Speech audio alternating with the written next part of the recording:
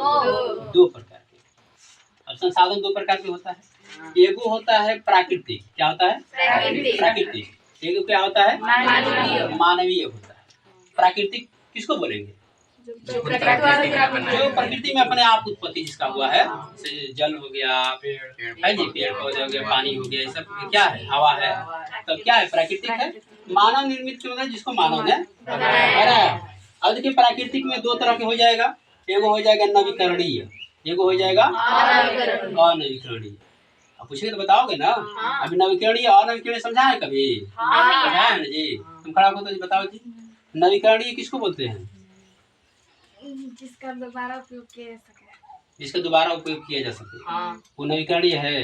अनवीकरणीय पुनः एक बार समाप्त हो जाने पर दोबारा मैंने एक बार ये समाप्त हो जाएगा तो फिर दोबारा उत्पत्ति नहीं होगी। सही बात है, ठीक है बैठो। तो बात समझ गया ना। तो इसमें क्या है कि नवीकरणीय उसको हम लोग बोलते हैं कि क्या है, जिसका मैंने कि हम चाहें तो उसका उत्पादन होते रहेगा, है जी, और खत्म हुए मैंने कभी खत्म समाप्त नहीं होगा। जबकि अनवीकरणीय में क्या होता है कि एक बार अगर समाप्त हो गया तो क्या होगा? दोबारा उत्पत्ति नहीं होगी, क्योंकि इसका निर्माण में लाखों करोड़ वर्ष लगता है। ठीक है। अब देखिए नवीकरणीय को भी यहाँ पे दो भागों में बांटा गया है। एगो है सतत, या इसी को कहते हैं प्रवाह। यानी सतत या प्रवाह का मतलब कि भाई ये लगातार चलते रहेगा, इसका प्रवाह होते रहेगा।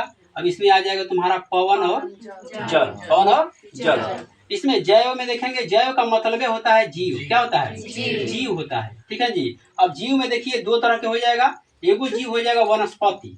क्या हो जाएगा? वनस्पति, प्राकृतिक वनस्पति, है जी। और एगो हो जाएगा वन्य जीव। क्या हो जाएगा? वन्य जीव। तो जैव में दो तरह के जीव हो गया। एगो हो गया प्राकृतिक वनस्पति, एगो हो गया वन्य जीव। ठीक है ना, ये हो गया ना।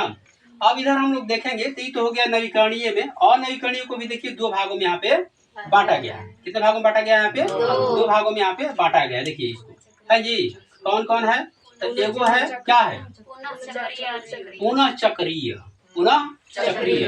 पुनः चक्रीय का मतलब होता है, जिसे देखिए इसमें आ जाएगा धातु। क्या जाएगा? धातु। अब मान लीजिए धातु का कोई वस्तु बना दिए, धातु कोई वस्तु बना दिए, तो मान लीजिए वो वस्तु क्या हो गया? पुराना। क्या हो गया? पुराना। तो चाहते हो तो उसको गला करके फिर नई वस्तु बना सकते हो। ये हो गया पुनः चक्रीय, हो गया ना।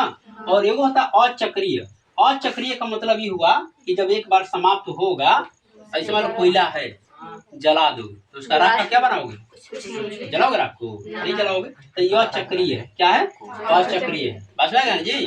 अब इधर देखेंगे मानवीय में, इधर ये हो गया क्या? प्राकृतिक था ना। मानवीय में देखते हैं, मानवीय में क्या है? मानवीय में दिया संरचनाएं तथा संस्थाएं।